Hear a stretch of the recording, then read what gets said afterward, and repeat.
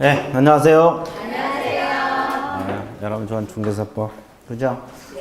또 오늘 하면 또 6월, 그죠? 이론 강의가 끝납니다. 이제 다음 달부터 문제풀이, 그죠? 그래서 이제 시간이 많이 흘렀어요. 이제 오늘 마지막 잘 정리하시면 많이는 못 맞아도 뭐 97.5점은 나오겠죠. 그죠? 자, 오늘 몇 페이지입니까? 여기 보소. 500. 경영 파트는 생략합니다. 522쪽 넘어서 경영 파트는 뭐 시험 잘 안 나오니까 안 나오고 문제 풀어도 돼. 거래계약서 작성, 거래계약 체결, 개별적 중개 실무 있죠? 여기서부터 끝까지 또 잘 정리하시면 돼요. 뭐 공부를 많이 해서 다 알고 계시겠지만 다시 한번 또 정리한다 생각하세요. 예. 자, 그러면 그죠? 거래계약이라는 것은 누구하고 맺는 계약을 거래계약이라고 해요? 갑하고 을 이렇게 맺는 계약을 무슨 계약?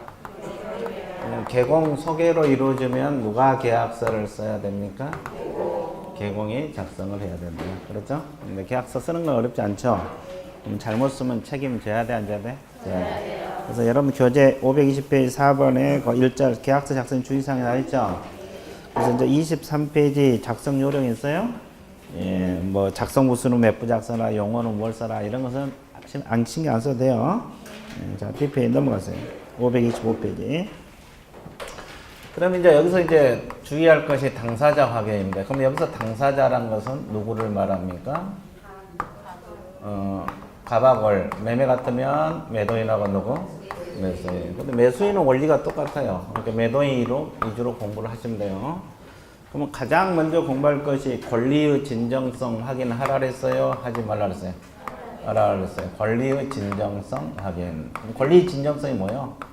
갑이 소유자라고 주장하고 나설 수 있어 없어? 있어요. 그러면 진짜 소유자인지 여부를 확인해야 돼, 안 해야 돼? 뭘로 확인합니까? 등기사항 증명서. 줄여서 뭐라 그래요? 등기부. 주민등록증 대조를 해서 확인하라 그랬죠? 인적사항 일체분과 확인. 근데 간혹 가다가 등기부사하고 실소유자가 달라질 수도 있어 없어? 이게 주변 탐문도 확인할 필요가 있다. 그죠? 이제 여기서 명의신탁이 가장 대표적인 것이요. 탐문. 이해됐어요? 예. 자, 그 다음에 또 하나. 무슨 하나? 책은 좀 이따 보고 칠판만 보고 계세요. 두 번째 이제 대리권 유무를 확인해야 돼요. 자, 병이 소유자고 갑이 병 대리인으로 의뢰가 들어올 수도 있어 없어요? 그럼 대리권 유무는 개공이 확인해야 되는데 대리는 크게 무슨 대리? 무슨 대리? 그래, 의무대리와 법정대리. 그럼 의무대리권이 있냐 없냐는 뭘로 확인합니까? 위임장.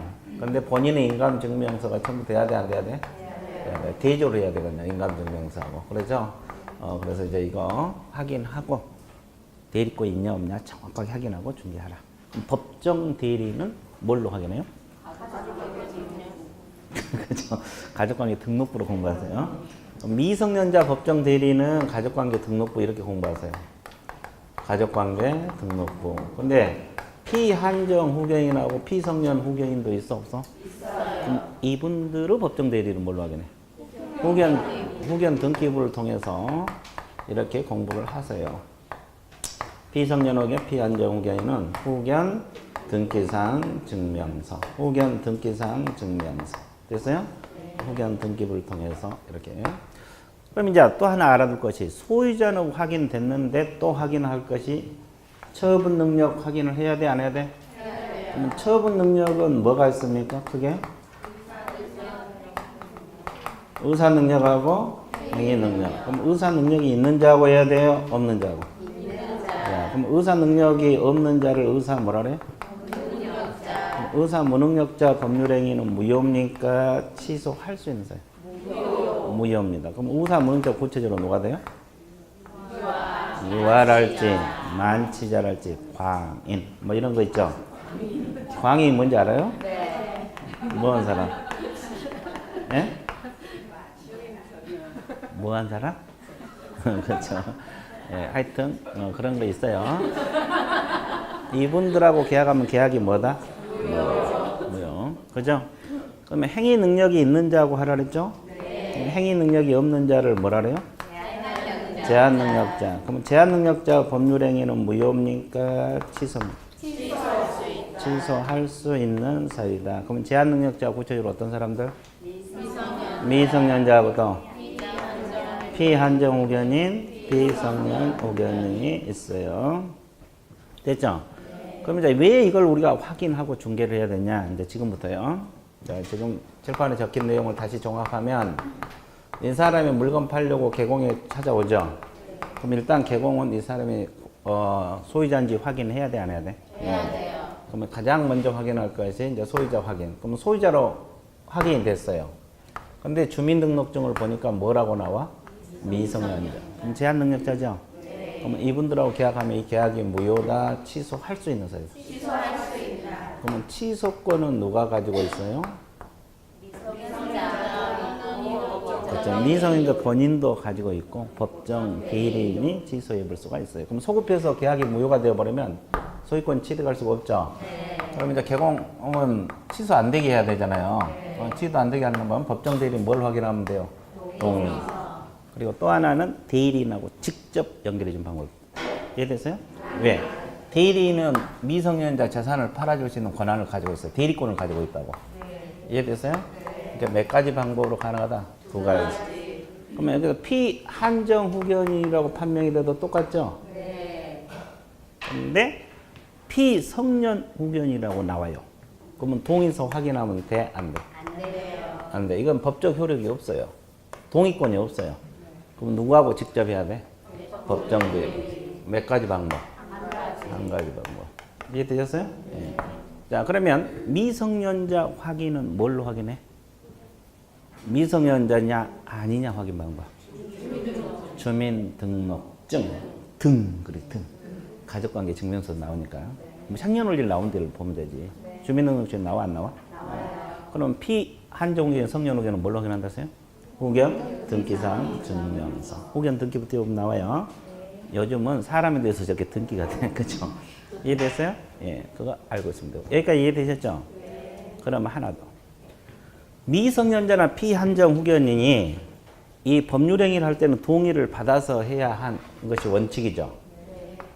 그러죠? 근데 결혼한 미성년자가 물건을 팔려고 들어올 수도 있어, 없어? 있어요. 그럼 성년 의제된 미성년 행위. 그 법정 대리인 동의 받아야 돼, 안 받아야 돼? 안 받아도 돼요. 안 받아도 됩니다. 왜? 결혼하면 뭐가 되니까? 성년. 성년으로 의지가 되니까. 성인하고 똑같아요.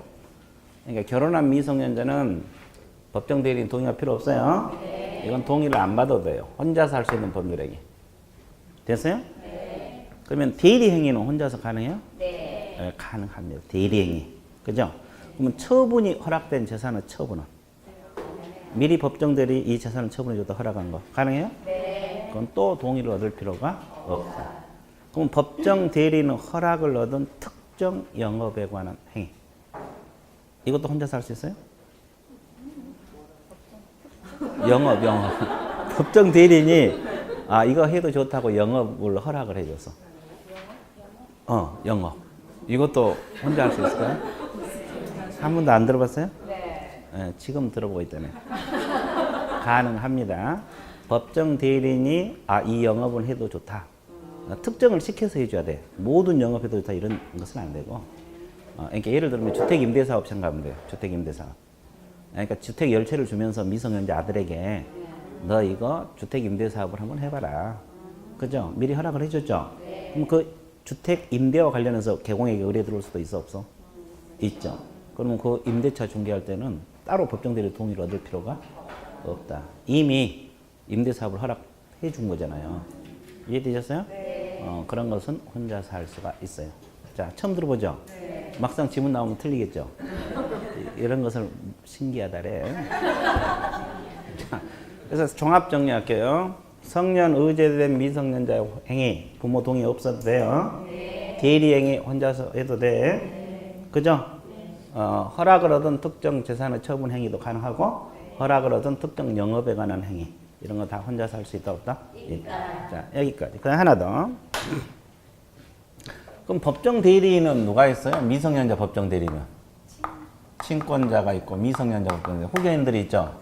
근데 친권자가 없을 때는 후견이 되는 거 지정이 되거나 선임이 되는 거예요. 친권자가 있으면 친권자가 법정대리. 미성년자 법정대리 이야기한 거예요. 그러면 이 미성년자 법정대리 후견인이 이 동의권을 행사하거나 대리권을 행사할 때는 누구 또 동의가 있어야 돼요? 후견, 감독인. 들어보셨죠? 후견, 감독인은 뭐까지 확인하라? 동의까지 확인하고 중개를 해야지 하자가 발생하지 않아요. 이걸 알고 계시면 돼요. 그래서 이제 여기까지가 이 칠판에 적힌 내용의 전부다. 자, 여러분들 이걸 잘 알아두시면 돼요. 그러면 이제 부족한 것은 밑줄 그면서 원하면 돼요. 자, 그러면 525페이지 1번 진정한 권리자 확인 나와 있어요? 예. 네 번째 줄, 다섯 번째 줄. 진정한 권리자인지 확인해야 된다. 이 질문 있어요? 등기부상 명의인은 일단 소유자로 추정되므로 개공은 등기상 증명서 동그라미 발급받고, 자, 매도 의뢰인부터 주민등록증 등기상 증명서 주민등록 대조해서 확인하라고 나와 있어 안 나와 있어? 나와 있어. 거기만 체크. 소유자 확인 방법 됐어요? 그리고 때에 따라서는 탐문도 필요하다고 했죠? 네. 그 다음에 녹색 2번 대리권자 확인 나와 있어요? 첫째 줄 후단 이무대리 나옵니다. 위무대리 동그라미. 이무대리는 두 번째 중간 뭘 통해서? 위임장. 그리고 계약당에서는 등기 필증 나와 있죠? 그리고 세 번째 후단 인감증명서 첨부 여부도 확인해야 되고, 후단에 네 번째 주 후다 보면 그 내용 동그라미. 임대임도 확인하라 하지 말라? 하라 그랬어요. 그러면 이건 어떻게 해요? 남편 재산을 아내가 팔려고 들어와요. 그럼 대리권 유무 확인해야 됩니까? 안 해도 됩니까? 해야 돼요. 뭘로? 위임장입니다. 위임장. 네. 이무대리 관계요. 위임장으로 확인한 거예요. 네, 그래서 그 다음에 뒤에 넘기세요. 자, 네 번째 줄 법정 대리 나와 있어요? 네. 가족관계 등록부 나와 있죠? 네. 그 미성년자라고 적었어요. 미성년자 대리만 가족관계 등록부. 그럼 피한정, 피성년 후견인의 대리권은 후견 등기사항 증명서. 이렇게 공부하세요. 그 다음에 녹색 3번 처분 능력 확인 나와 있어요? 네. 두 번째 줄 중간. 왜냐하면 여기서부터 밑줄 의사 무능력자 법률행위는 뭐다? 무효. 제한 능력자 법률행위? 취소. 체크하시고. 그 다음에 양가로 1번 제한 능력자 계약 체결 세 번째 줄 밑줄었어요. 제한 능력자는 미성년자, 피한정인, 피성년 몇 가지 종류가 있다? 세 가지. 그죠? 그럼 미성년자 여부는 주민등록증으로 확인하고, 피한정, 피성년 후견인은 뭘로 확인한다? 후견 등기상 증명서. 이렇게 있고. 그 다음에 동그라미 2번 주어 동그라미 미성년자 피한정 후견인 가로로 묶으세요. 아까도 얘기했지만 미성년자하고 피한정 후견인은 자, 동의를 얻는 방법하고 대리인하고 직접 계약하는 방법. 몇 가지 방법? 두 가지. 거기. 그래서 대리인과 행하거나 1번. 두 번째 중간 동의서 확인 2번. 체크하셨어요? 네. 이렇게 해놓으시고. 그럼 피성년 후견인은 말이 없죠? 네. 그럼 그 옆에도 적어. 피성년 후견인은 누구하고 해야 돼? 네. 법정 대리. 법정 대리인과만 해야 돼요. 동의서는 의미가 없어. 효력이 없어. 이해됐어요? 네. 이렇게 알아두시면 돼요. 그 다음에 그 맨 밑에서 세 번째 줄 중간에 보면 미성년자 피한정 후견인이 법정 대리하면서 항상 법정 대리 동의가 있어야 하는 것은 아니고 이렇게 나와 있죠? 네. 처분이 허락된 재산의 처분 혼자서 할 수 있다고 했죠? 네. 그리고 대리행위 혼자서 할 수 있다고 내가 적어놓으라 그랬죠? 네. 성년 의제된 미성년자 행위 혼자서 할 수 있다고 적어놓으라 그랬죠? 네. 그럼 법정 대리인으로부터 허락을 얻은 특정 영업에 관한 행위 적으셨어요? 네. 그러면 적어. 자, 법정 대리인으로부터 허락을 얻은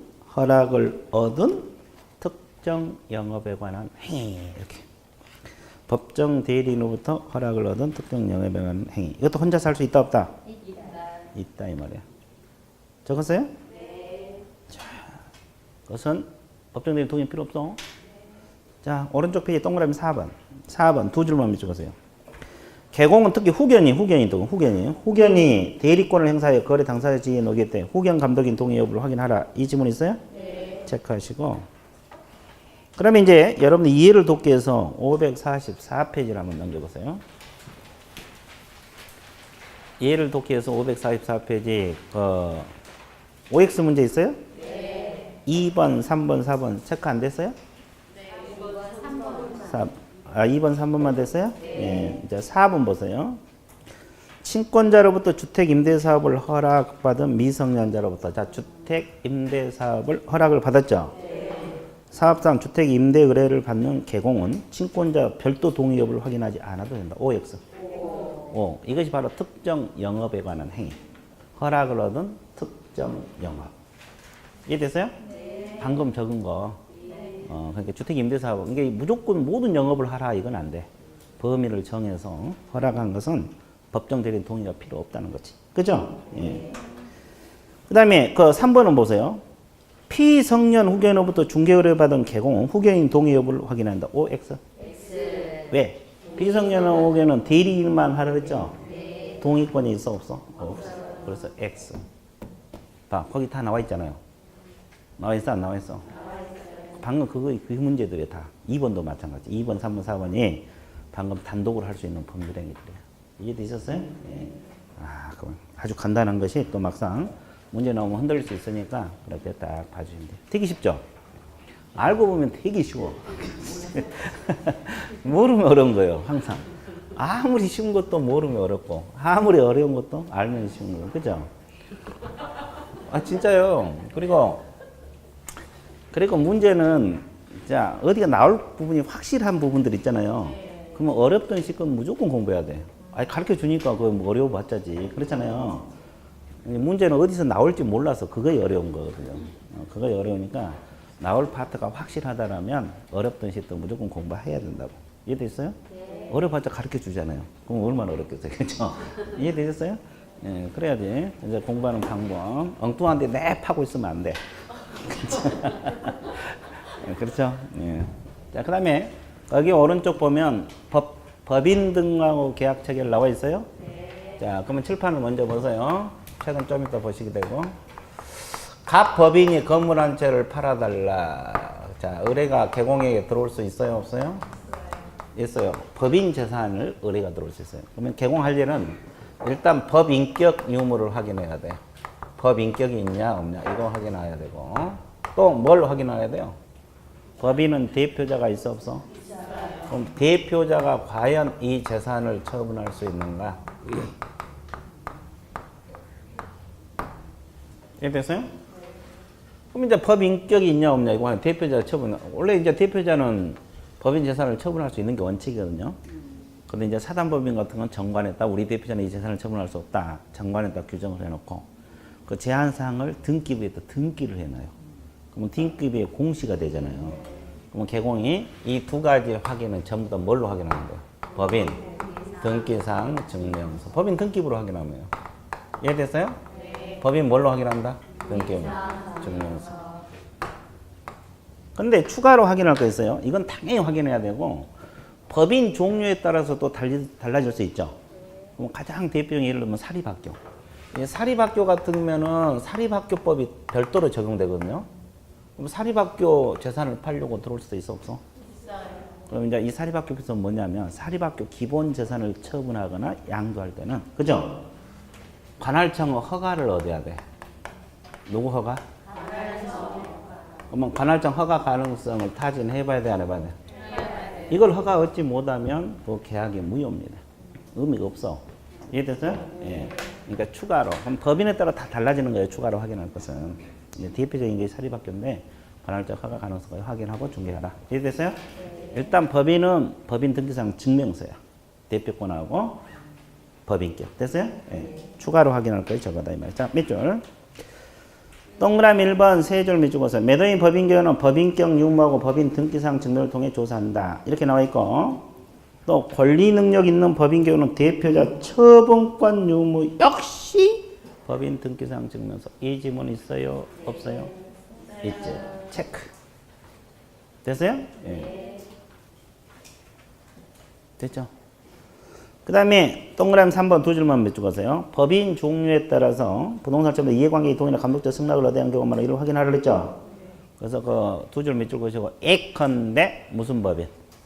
사립학교 법인. 자, 뒷페이지 넘겨보세요.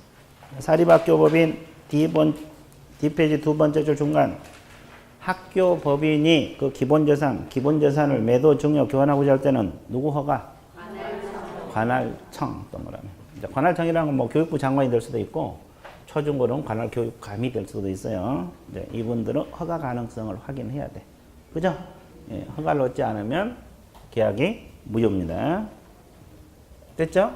예, 자, 끝.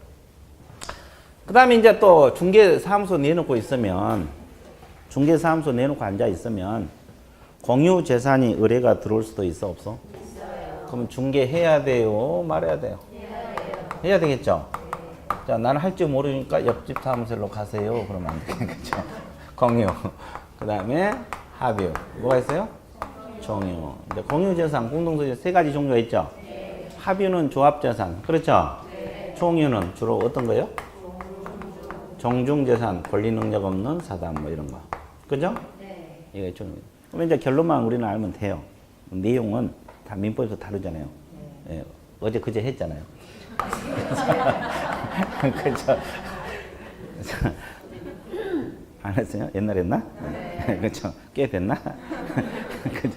공유는 지분이 있어 없어? 있어요. 합유는? 있어요. 총유는? 없어요. 없습니다. 그 다음에 공유 지분 처분은 자유롭습니까? 자유롭지 않아요? 자유로워요. 자유롭다는 뜻이 뭐예요? 다른 공유자 동의가 필요 없이 자유롭게 처분할 수 있다 이 말이죠. 네. 합의는 다른 합의자 전원 동의가 있어야만이 가능합니다. 네. 전원 동의. 무슨 동의? 전원 동의. 그 다음에 물건 처분 나와 있죠? 네. 공유물, 합의물, 총유물. 그렇죠? 네. 물건 처분은 공유물은 다른 공유자 전원 동의 있어야 돼요? 네. 전원 동의. 무슨 동의? 자, 공유물 처분은 전원 동의예요. 그럼 공유물 임대는? 자, 공유물 임대는 지분을 과반수입니다.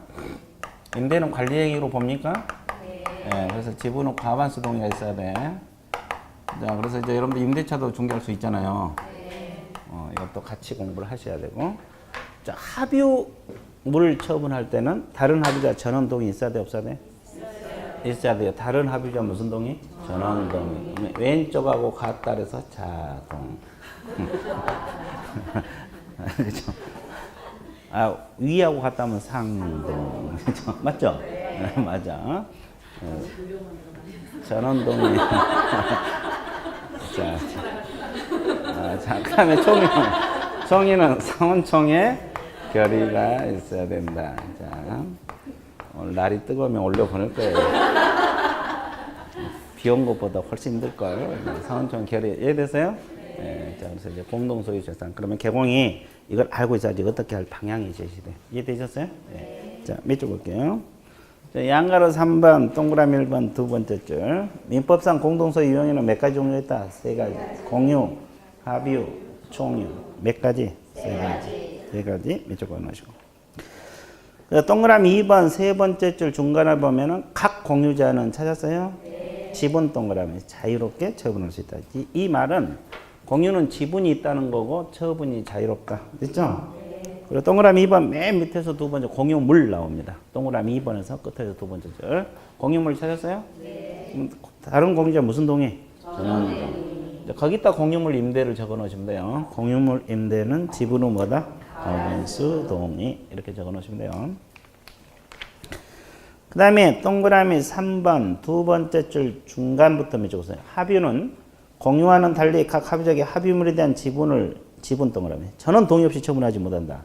그러면 합유 지분도 결국 전원 동의가 있어야 된다는 소리가 나오죠? 네. 거기 밑줄 보시고 그 밑에 줄 합유물 나옵니다. 합유물 처분 변경도 전원 동의 나와 있어 안 나와 있어? 나와 있어요. 나와 있죠? 그 다음에 총유 두 번째 줄 후단. 총유는 종중, 교회, 동리, 재산. 나와 있어요? 예. 이런 것이 총유 종류들이에요, 종류. 그리고 이제 총유는 지분이 있다 그랬어요? 없다 그랬어요? 없다. 그래서 그 끝터지 줄, 528페이지 마지막 줄 후단. 끝터리, 총유물 나와 있어요? 그리고 오른쪽 첫째 줄 두 번째. 일단 사단의 정관 규약이 있으면 거기에 따르고 이에 정함이 없으면 사원총회 결의. 사원총회 뭐다? 결의. 4번 뭐다? 결의. 이해됐어요? 예. 그 다음에 양가로 3번, 4번 건물 전대차 동의 여부 확인 나와 있어요? 자, 우리가 개공이 임대차 중개할 수 있죠? 그럼 전대차 중개할 수 있어 없어? 있어요. 그러면 임대인 동의 받아서 해야 되죠? 그러니까 개공이 임대인 동의 있었는가 확인을 하고 중개해달라 그 뜻이야. 세 번째, 네 번째. 이해되셨어요? 예. 뭐 큰 내용은 없습니다. 그래서 이제 계약 체결할 때 개공이 뭘 주의해서 중개해야 될 것인가 공부했어 안 했어? 했어요. 자, 그 다음에 거기 530페이지 2절 제목 들어갑니다. 뭐가 나와요? 거래계약서 필요적 기재사항. 자, 그러면 거래계약서 필요적 기재사항 법적 근거는 어디서 나온다 그랬어요? 우리가 법에서 배웠잖아요. 저거 앞에 한 달 전에 정확하게 한 달 됐을 건데. 법적 근거가 어디라 그랬어요? 공인중개사법이요, 시행령이요, 시행규칙이에요.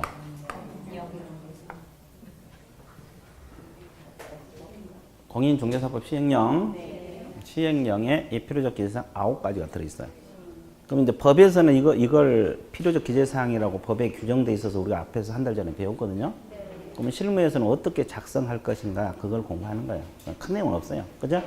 그러면 오른쪽 페이지 가장 먼저 거래 당사자 뭐가 있어요? 면적사. 그럼 이제 거래 당사자라는 것은 매도인하고 매수인, 임대인하고 임차인 뭐 나눠지겠죠? 근데 임대차는 뭐 크게 신경 안 써도 돼요. 내용만 다르지 원리는 같거든요. 원리는 같으니까 매매 위주로 공부하시면 돼요. 매매계약서. 그럼 매도인은 뭘 보고 작성하면 돼요? 자, 주민 등록증에 보면 주소, 성명, 주민번호 나왔어 안 나왔어? 나왔어요. 이걸 보고 작성하든지 또 등기부를 보고 작성하면 돼요. 그럼 매수인은 주민등록증 보면 돼요. 이해됐어요? 네. 자, 주민등록증. 이해됐어요? 네. 그래서 우리가 보통 신분증 내놓으라 그러죠? 네. 그건 이거 주소, 성명, 주민번호 계약서 쓸 때 보고 쓰려고. 불러준도 써도 돼. 네. 근데 잘못되면 누가 책임져야 돼? 개공. 그러니까 이걸 확인해서 계약서 쓰라. 자, 오른쪽 페이지. 첫째 주루단 성명, 주소, 주민번호 나와 있어요? 네. 이런 걸 인적사항이란 말을 쓰고 있고 두 번째 주루단 이전하고자 하는 자 매도인 나와 있죠? 네. 등기부 등본과 주민등록증. 매수인은 뭘 통해서? 주민등록증. 자, 가셨어요? 네, 좋았어요. 자, 두 번째 물건의 표시 계약서에 써야 돼, 안 써야 돼? 써야 되잖아요. 그럼 물건의 표시가 뭐 있어요? 토지는 뭘 적어야 돼요? 소재지, 지목, 면적 등. 그럼 이건 뭘 보고 작성하면 돼? 토지대장 등. 등기부 표지부에도 나오잖아요. 그러니까 토지대장 등. 자, 그러면 건물은 뭘 계약서에 써야 돼요? 소재지랄지, 면적이랄지, 건축연도 이런 거 적어야 되죠. 구조랄지. 그죠? 이것은 뭘 통해서? 그래, 건축물 대장 등 그러죠. 대장.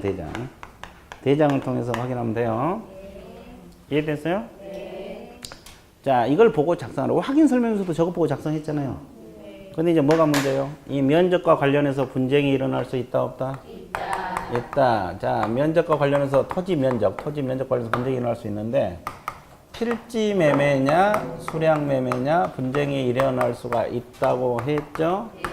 그러면 칠판 봐보세요. 맞춰보세요. 자, 이게 뭐라 그랬어요? 한 필지 토지. 좋았어요. 몇 제곱미터? 몇 제곱미터 이게 한 필지? 예, 100이라고 해 그냥.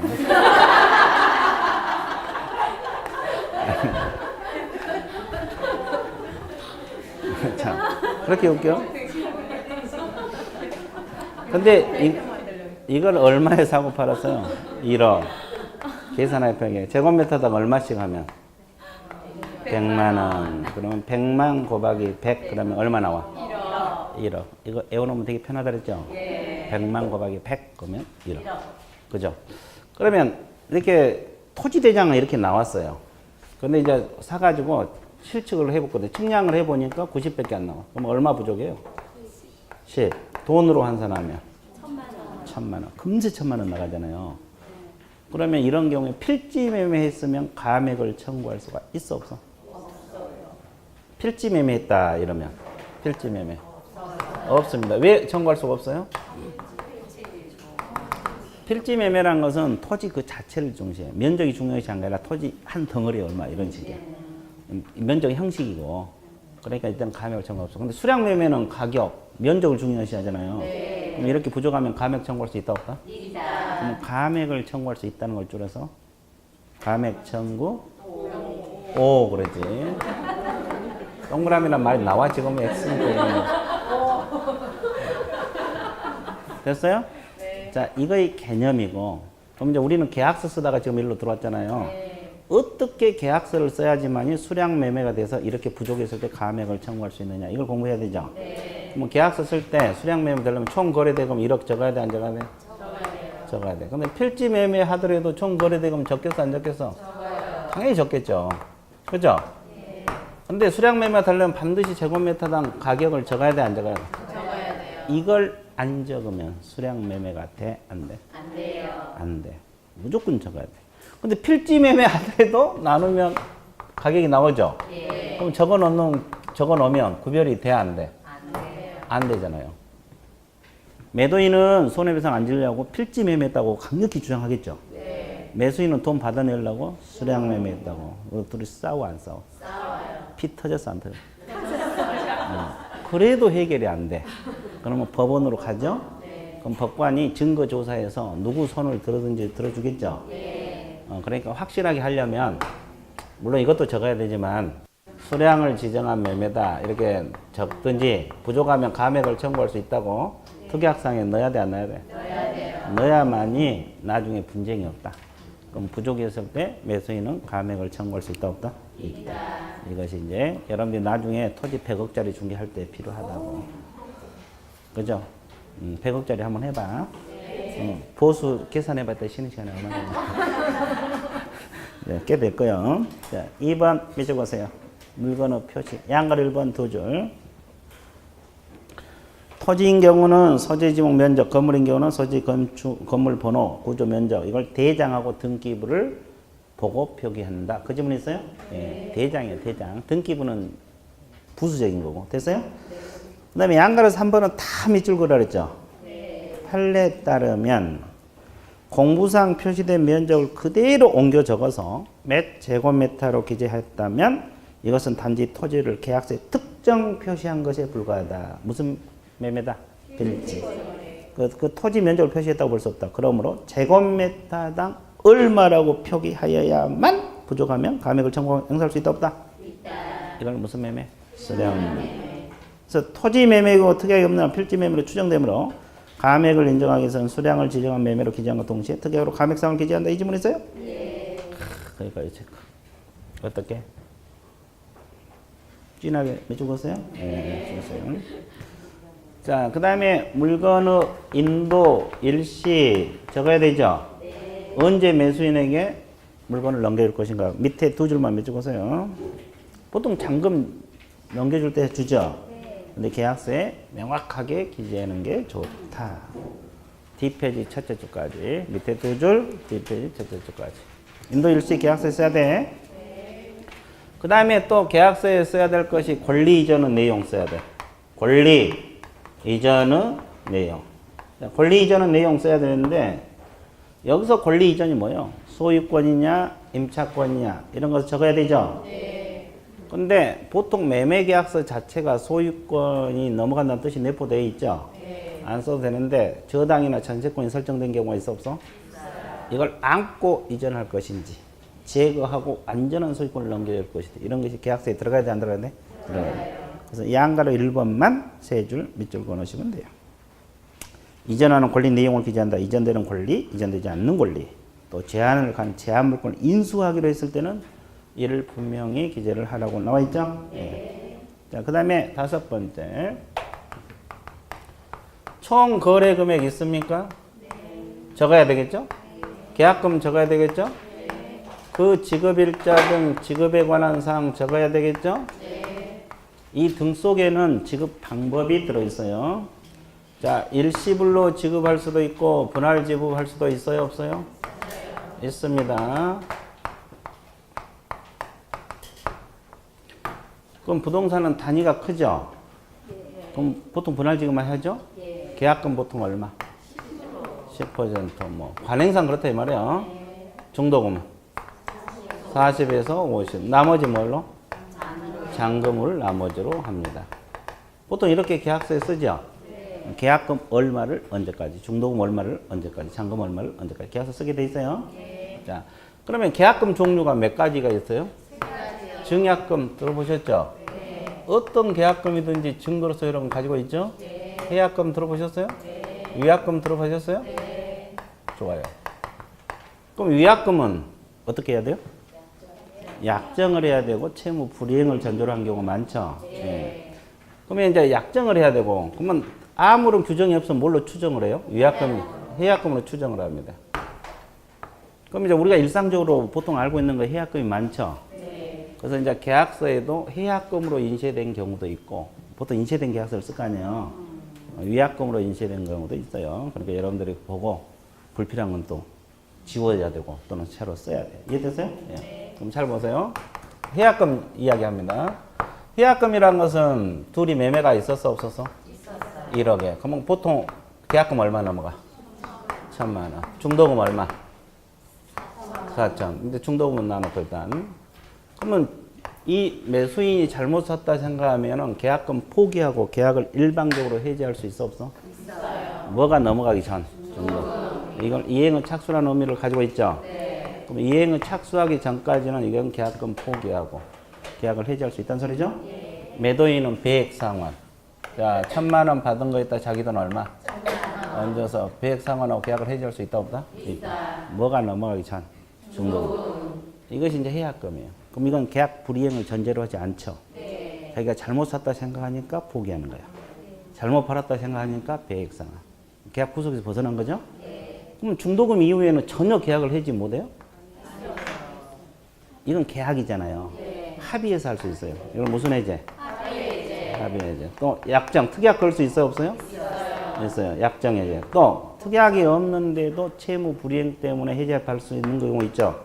법정 해제. 몇 가지가 가능해?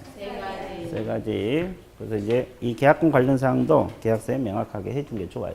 됐어요? 자, 일단은 5번에서 네 번째 줄 중간 통상부터 밑줄 계약금 10, 중도금 4, 50, 나머지 잔금 밑줄 원하세요? 자, 양가 1번 계약금 종류 두 번째 줄 몇 가지가 있어? 세 가지. 그럼 위약금인지 해약금인지 이 구체적 내용은 어디서 배워? 민법. 다 배우셨죠? 그렇죠. 민법에서 배워. 자, 그 다음에 양가 2번 중도금 나와 있어요?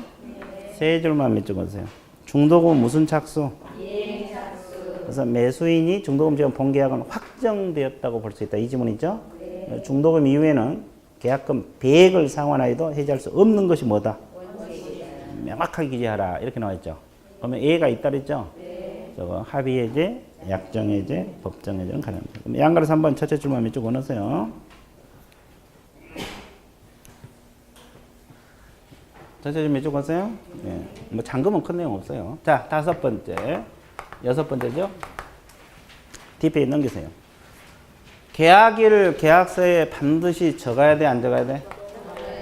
반드시 적어야 돼요. 필요적입니다. 그 다음에 계약일 옆에 무슨 교부일자? 확인설명서 교부일자가 있죠? 확인설명일자입니까? 확인설명서 교부일자입니까? 교부일자를 명확하게 적어야 되고. 자, 그 다음에 조건이나 기한이 있을 수가 있어 없어? 있어요. 그러면 조건이나 기한이 있으면 조건이나 기한 적어야 되죠. 마지막으로 그 밖에 약정사항, 특약사항. 됐어요? 네. 특약사항이 있어요. 그러면 특약사항 한번 보세요. 뭘 보통 특약사항에 넣어요? 과실의 기속 시기. 그죠? 과실의 기속 시기 있어요? 또 매도인의 담보 책임 있어요? 위험 부담 있어요? 조세 공가 있어요? 해제 있죠? 매매비용 있죠? 다 민법에서 배운 내용이죠? 그러면 이 규정들은 다 강행 규정으로 봐야 돼? 의무 규정? 의무 규정. 담보 책임 규정, 위험 부담 다 의무 규정이야.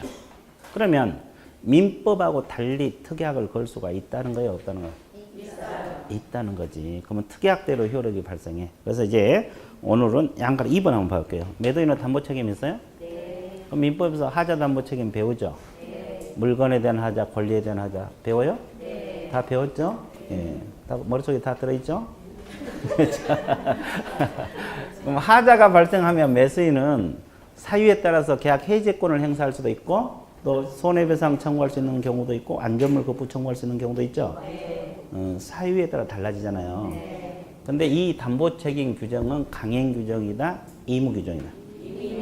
그러니까 민법하고 달리 약정할 수 있다는 거죠. 어떻게 약정하냐면 계약일로부터 6개월 후에 발생하는 하자에 대해서는 매도인은 책임을 지지 않기로 한다. 이렇게 특약을 걸 수 있다고. 그러면 특약대로 효력이 발생한다, 안 한다? 한다는 거예요.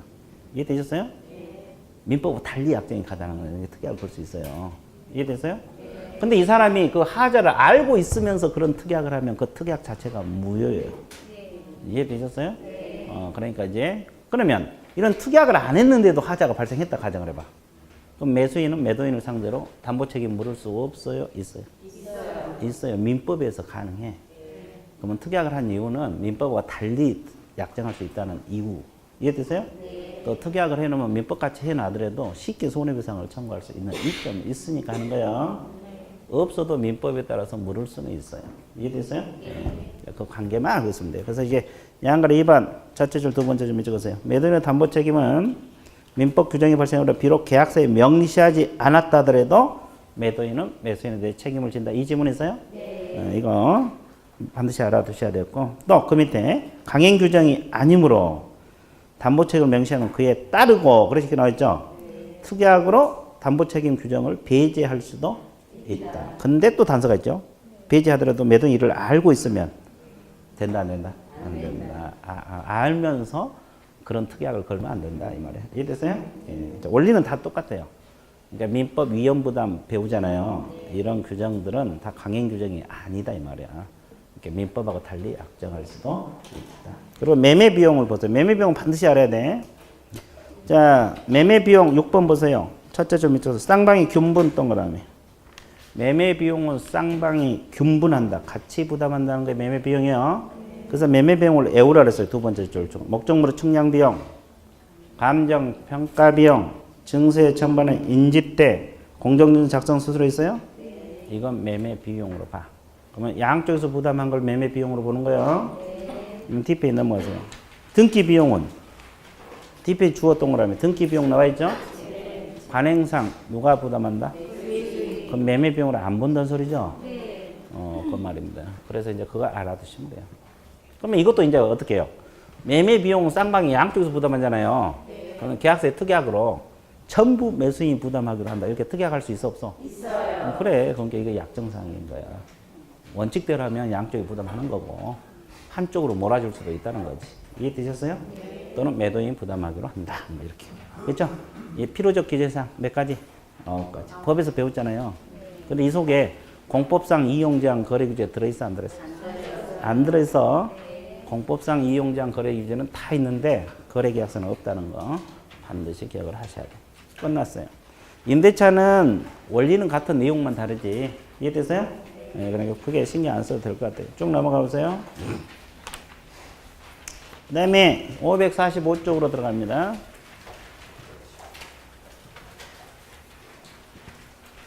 자, 545쪽 3절 이전 등기하고 소유권 무슨 등기? 그 기간만 좀 알아두세요. 그 이전 등기 의무 먼저 보세요. 첫째 줄로다. 다음에 정해진 날로부터 며칠?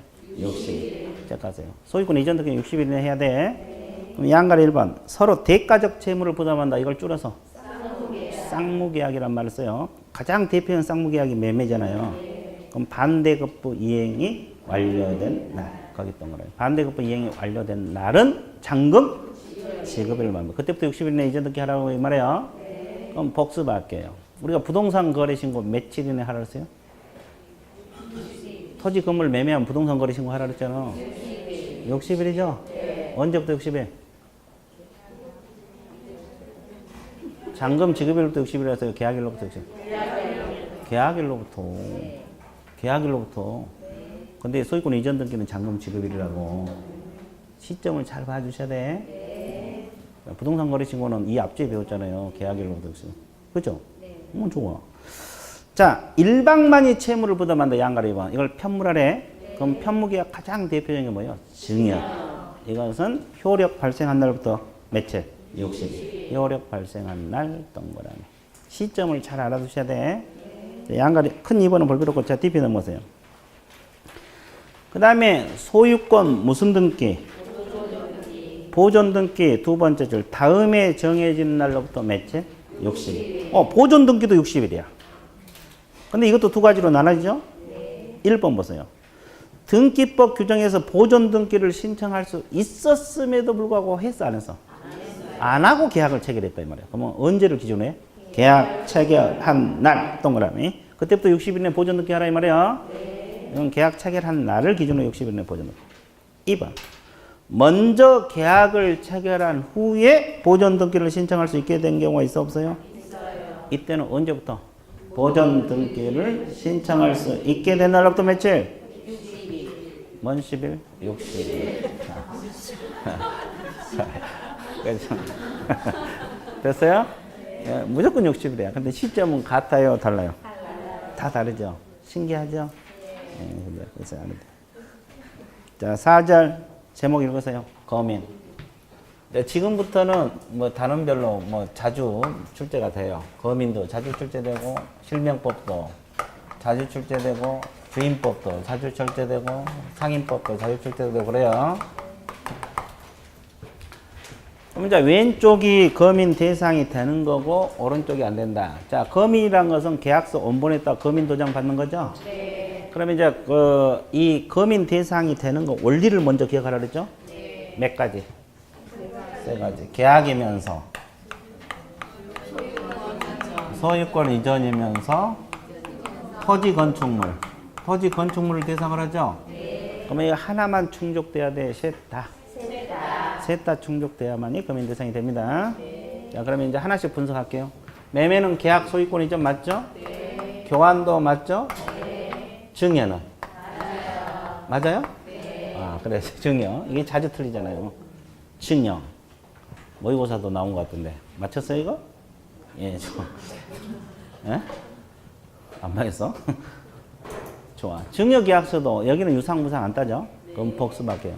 우리 이 앞전에 토지거래 허가제 배웠죠? 네. 토지거래 허가구역에서 정여로 토지를 취득할 때 허가증 요한다, 요하지 않나? 요하지 않는다. 그 이유는 무상이니까. 그죠? 네. 농지를 정여로 취득할 때 농지증이 있어야 돼, 없어야 돼? 있어야 돼요. 있어야 된다고 배웠죠? 네. 그러면 증여계약서는 거민 받아야 돼, 안 받아야 돼? 받아야 된다고. 이게 딱 머릿속에 정리가 되는데. 네. 자, 판결. 거민 대상이 됩니다. 네. 자, 경매는? 안 됩니다. 이건 좀 이따 하기로 하고. 일단, 그리고 명의신탁 해지 약정서라고 있어요, 없어요? 있어요. 이거 계약과 관련되죠? 네. 거민 대상. 공유물 분할 계약서 있어요? 네. 거민 대상. 계약과 관련되잖아요. 네. 근데 이제 판결서하고 판결과 같은 효력을 갖는 조서도 있어요? 네. 이건 별도로 공부하라 그랬죠? 거민 받아야 돼, 안 받아야 돼? 이건 별도로 공부하셔야 돼요. 계약 아니잖아요. 그럼 이제 거민 안 받아도 되는 것은 반대해서 가면 다 나오죠? 계약 아닌 거 찾아봐. 상소, 경매, 수용. 이것은 왜? 그렇지. 또 계약은 맞는데 소유권 이전 아닌 거 있죠? 전세권 설정 계약서, 전세권 이전 계약서, 뭐 저당권 설정 계약서, 임차권 설정 계약서 이런 것은 거민 받아 안 받아? 안 받아요. 그 이유는 소유권 이전이 아니기 때문에. 그 다음에 토지 건물이 아닌 것들이 있죠? 계약이면서 이전인데 임목 매매계약서. 매매계약서 있잖아요. 그럼 계약이고 소유권 이전 맞죠? 광업재단 매매계약서. 계약이면서 소유권 이전 맞죠? 공장재도 마찬가지죠. 근데 왜 거민 안 받아?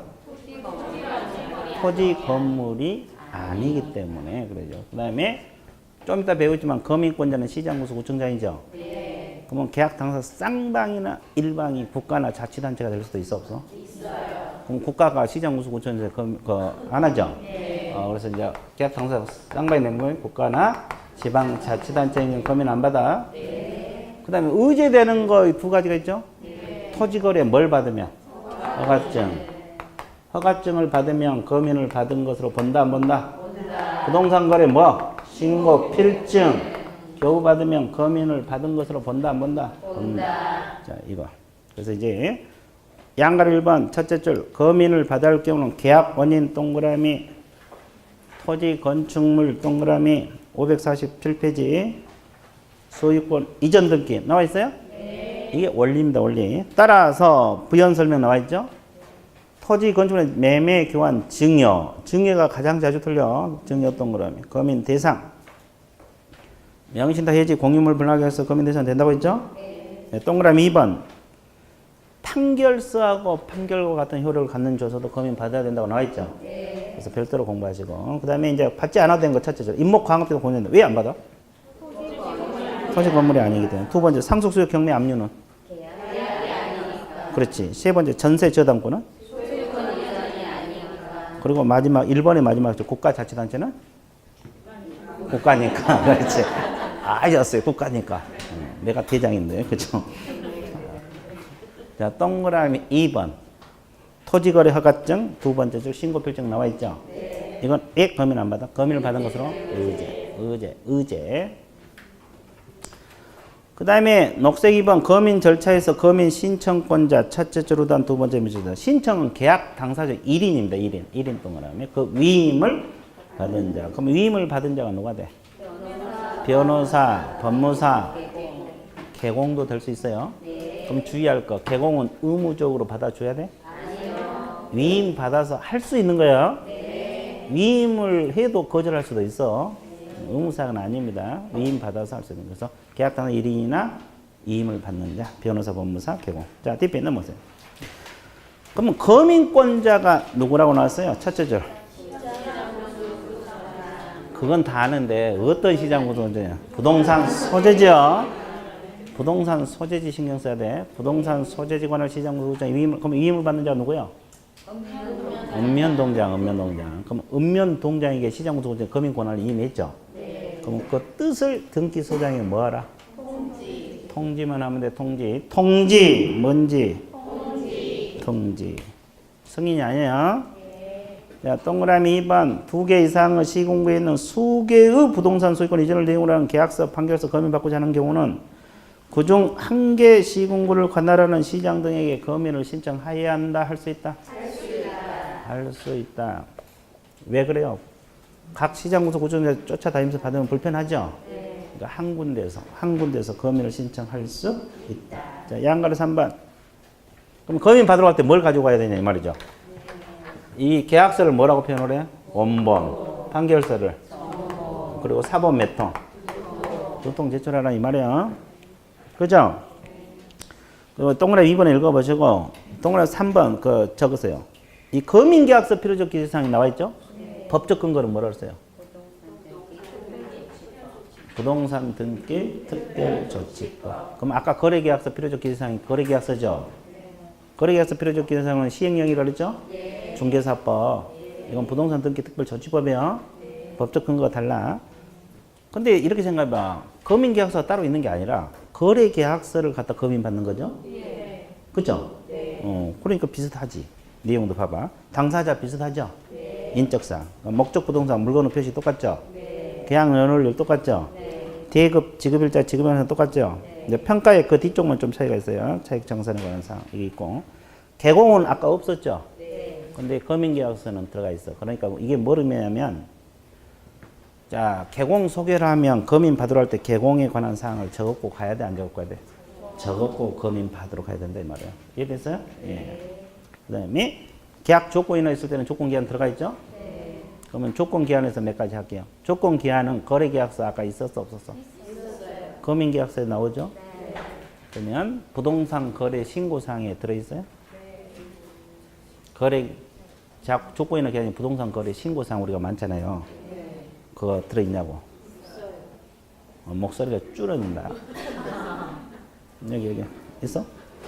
부동산 거래 신고사? 확실해? 있어. 엉겹길에 대답한 것 같은데. 자, 376페이지 보세요. 376페이지 그 7번에 보면 계약 조건이냐 기한이 있는 경우는 조건 기한 부동산 거래 신고사항에 들어있죠? 네. 그러니까 이 조건 기한은 지금 세 군데 나와. 거래계약서, 거민계약서, 부동산거래, 신고. 다 필요적 기재 사항으로 들어가 있어요. 이렇게 연결 문제 나오면 사람 함정하는 거예요. 이해되셨어요?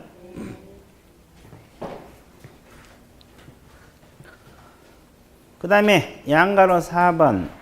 자, 그러면 거민권자가 시장구수 구청장이잖아요. 거민할 때 계약 내용까지 확인해요. 형식적 요건. 첫째로 된 형식적 요건의 구비 여부만 확인한다. 이 지문 있어요? 네. 이거 시험 여러 번 나왔어요. 뭐 실질적 내용으로 확인한다. 계약 내용의 진정성 확인한다. 이거 다 틀려. 아이, 공무원들은 뭐 계약 내용을 어떻게 알겠어요. 그죠?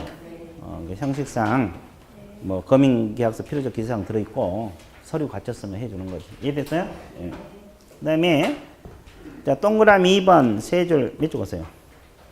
시장군수 구청장 권한을 이임받는 자가 계약서 거민할 때는 그 계약서, 거민계약서를 말하겠죠? 판결서, 사본 몇 통 작성? 2통. 자, 거민계약서 2통 작성, 한 통은 본인들이 보관하고, 한 통은 관할 세무서장에게 뭐하라? 송구를 하라고. 나와 있어, 안 나와 있어? 나와 있어요. 한번 읽어주시고. 동그라미 3번도 한번 읽어두세요. 그 다음에 큰 3번, 양갈 1번 있어요? 네 줄 읽으면서 몇 줄? 네 줄. 무슨 내용인가 읽으면서 몇 줄 보세요.